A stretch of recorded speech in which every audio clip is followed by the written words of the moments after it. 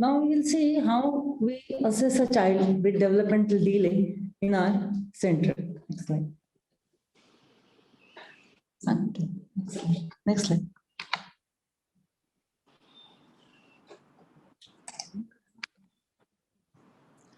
Early diagnosis and early referral enhances near normal development of high-risk infants, helps prevent secondary impairment, can prevent disability to some extent.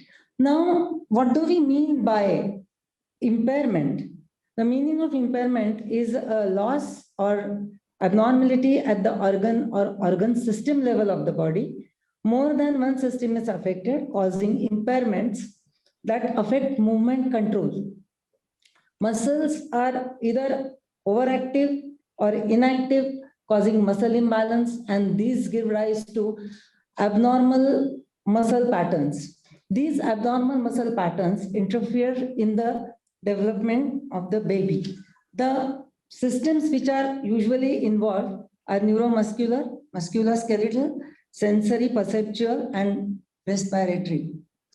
Now, as a result of involvement of all these systems, there is a malalignment of body parts, because of which child cannot initiate movement, or there is loss of sensory feedback.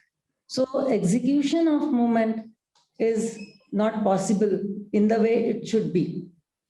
Now, anticipation and understanding of these impairment helps early diagnosis and early referral. Now, we have got the opportunity to intervene before these secondary impairments set in and initiate and develop normal muscle patterns of development. Now, on what does normal muscle pattern depend? It depends upon full joint range of motion, elongation of muscle between its origin and insertion, weight bearing on proximal joints, and posterior and lateral weight shifts. Now, our therapy revolves around all these aspects. Next.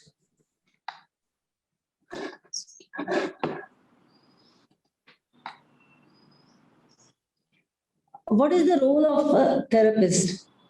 Identifying impairment is not that difficult, but anticipating and understanding impairment is most important so that we can intervene early and stop these secondary impairments, which in turn will stop disability and to some extent will control deformity also. Then tone and postural abnormalities we have to identify.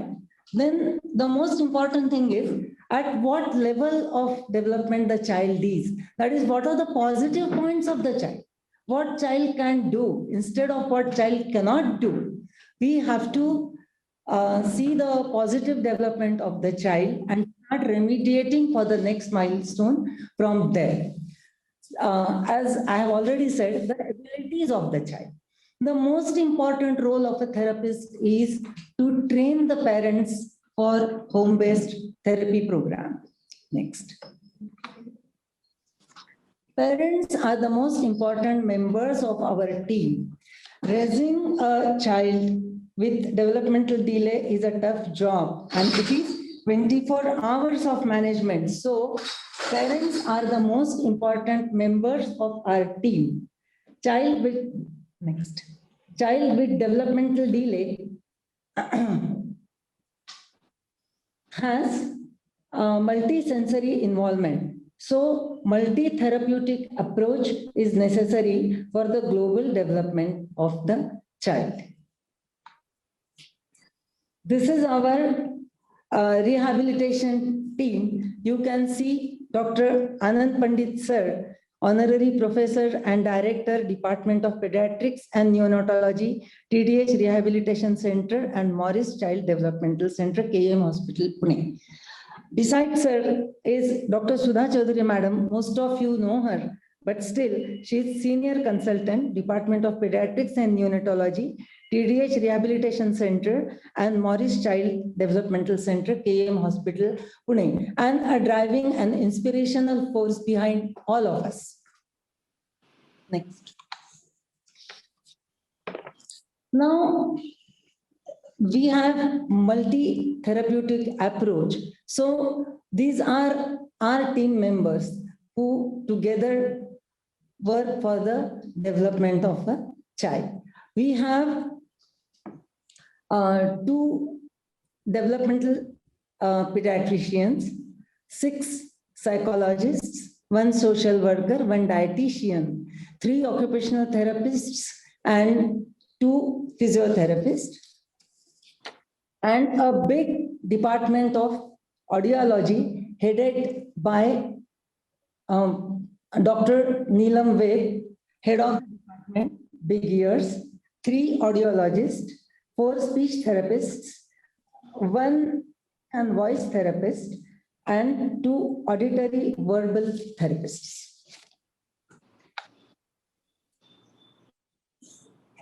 Now, from where do we get the child? If the child is referred from our Harris clinic, then he is referred as early as 3 months of age, and so we don't have to worry about the development of secondary impairments. They can be very well avoided.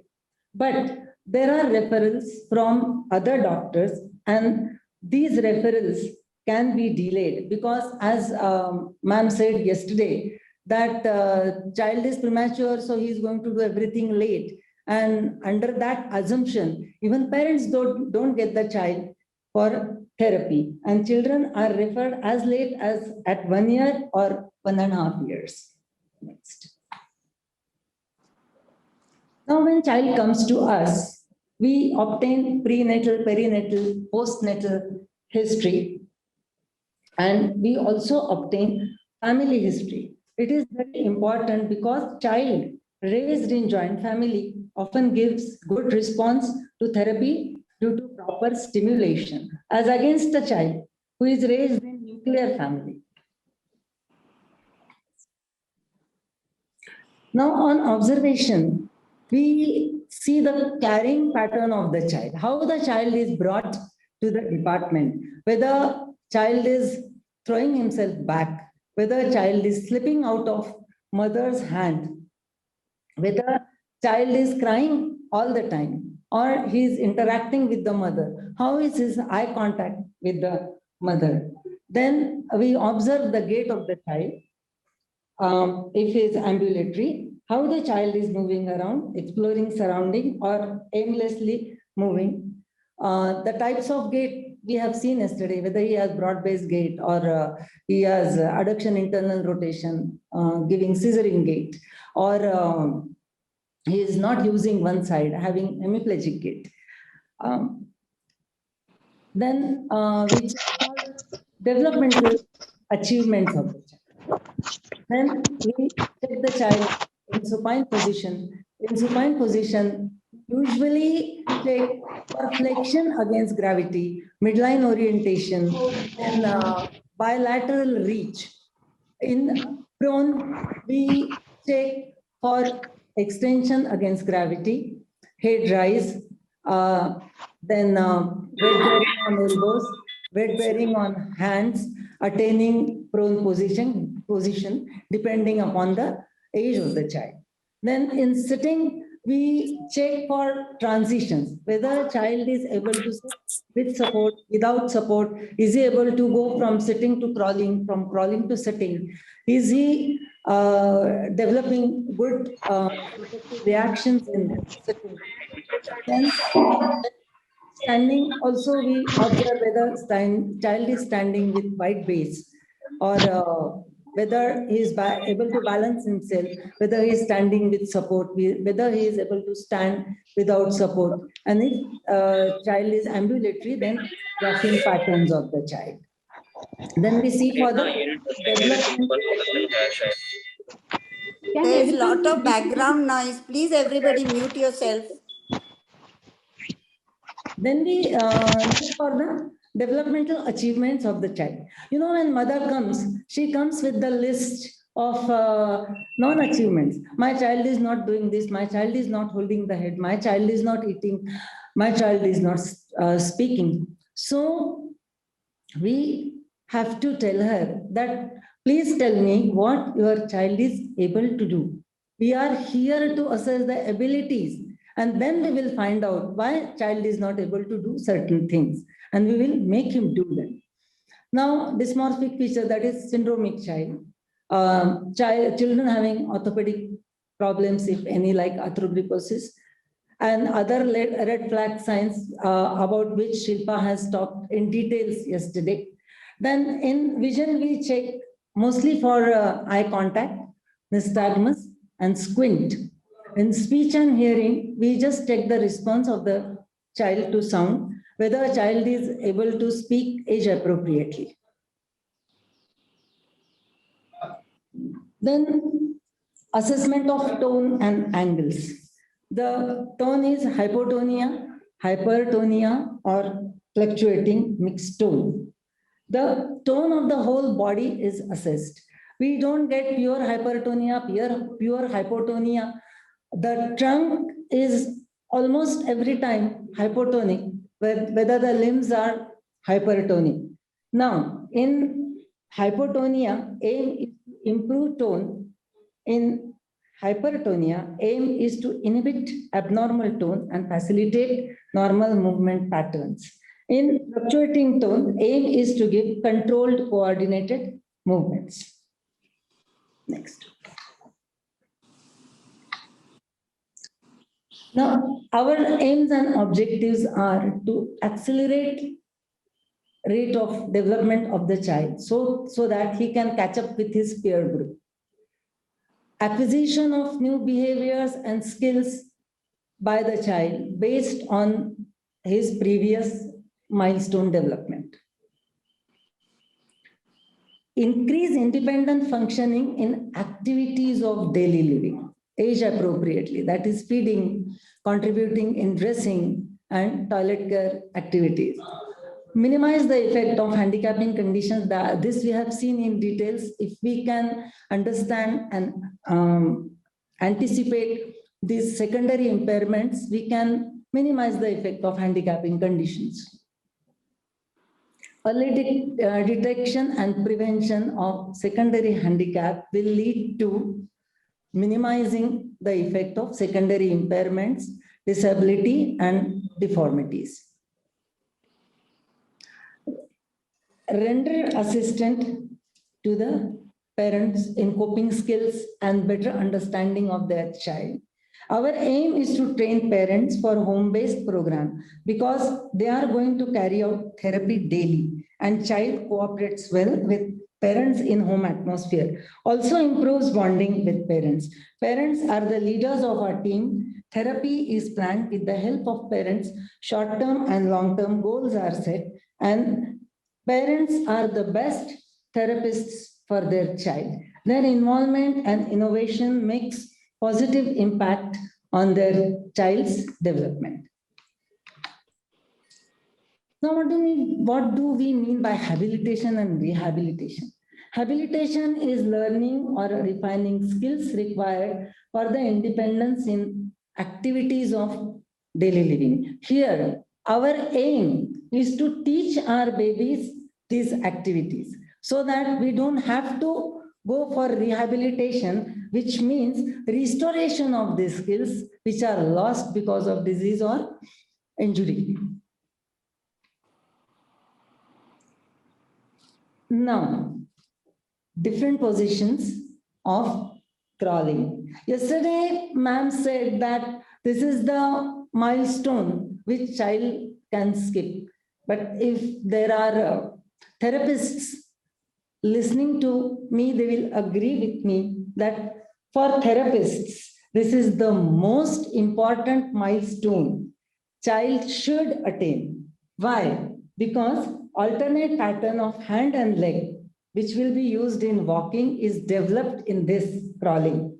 Shoulder girdle stability is developed, which is required for all fine motor activities. Pelvic girdle stability is required for walking. And most important development is the pressure on the palmar heel to develop palmar arches required for all fine motor activities. Now, play activities in sitting. These are various positions for unsupported sitting. This is the most stable position. Child is encouraged to leave hands from supporting himself and use them for manipulation and balance. From crawling, child holds on to furniture and pulls himself up to kneeling. Very important position to develop pelvic stability and trunk control, and a prerequisite for proper gait pattern.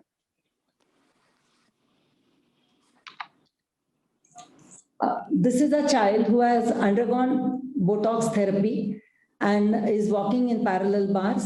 The bar in between his legs is preventing adduction and internal rotation of lower limbs. These are some of the orthoses which we use. The orthosis is called ankle foot orthosis or AFO. This is the posterior walker which you have already seen. These are pediraps and knee braces. Ghanshyam, अरे माझा video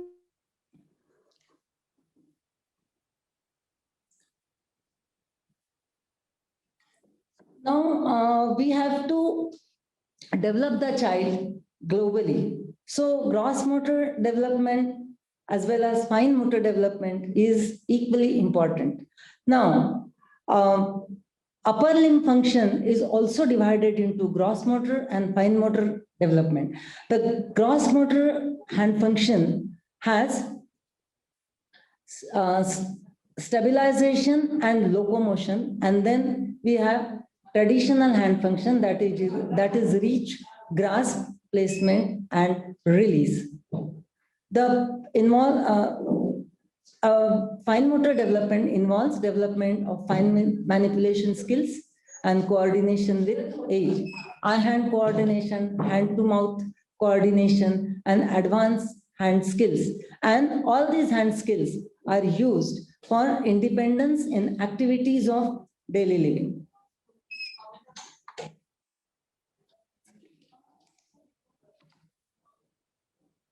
I will quickly tell you the important achievement by 3 years is tripod pencil hold develops by 3 years, but it is static tripod pencil grip. By 4 years, it becomes little dynamic, and by 5 years, child can use his small muscles and joints of hand to write. Next. This is hand regard, which has to come by 12 weeks, but it has to fade also by 20 weeks. Then after 20 weeks, child should look at the toy in his hand and not at his hands. This is bilateral reach, very important for development of body image. This is a crude palmar grasp. The thumb is not yet in a position. The cube is held in palm. Now, this is beginning to use radial aspect of hand, and grasp is becoming more digital with thumb already in a position. And child has also learned release by 8 months.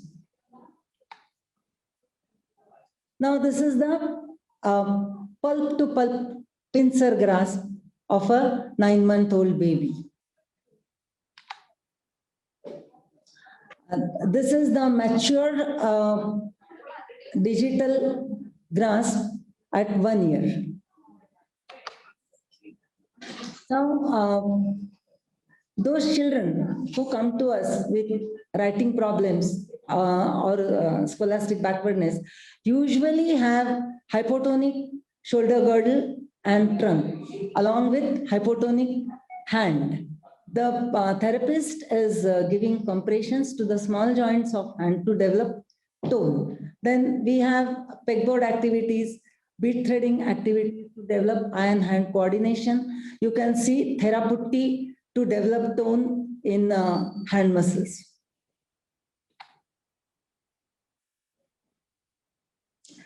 Now, I know it is very difficult for the parents to accept the disability of the child and practice all the therapies which we tell them that you have to do, and there is a lot of burden. But if they look at it as a positive reinforcement, they can really enjoy the child and be the partner of the child in his development. Now, this is the one of the most beloved child of us. He is Rudra. He came to us when he was 1 year and was not able to even turn prone. Today, Rudra is 15 years.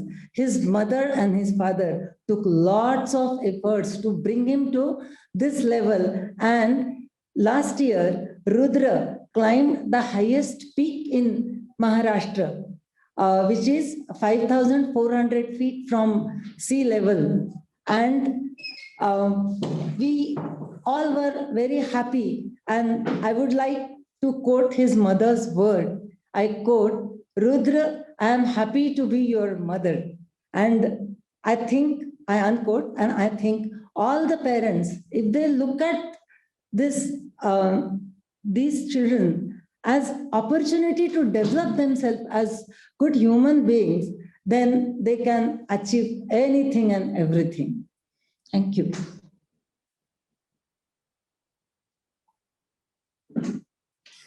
If you have any questions, you can go ahead. Otherwise, we can move on to demonstration part because the child is waiting. Assessment नंतर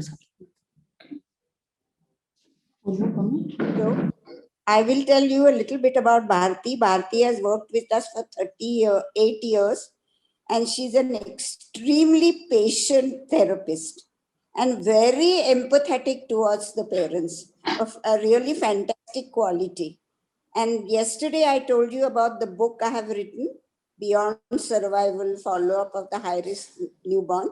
In that, she has written a beautiful chapter.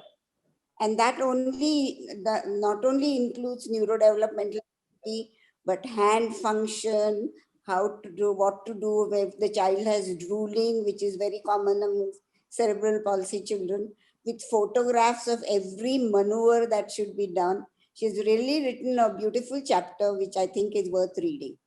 Thank you, ma'am, so much. You are the inspirational force behind all of us. Okay, let's start with. We will start with. While waiting, madam, I have a question. Yes, sir. Are there any modules for the parents to follow? Because all the institutions cannot have such a strong developmental intervention institution and all the resources. So unfortunately, that is one of the biggest problem all over the world, not necessarily in India, in United States also.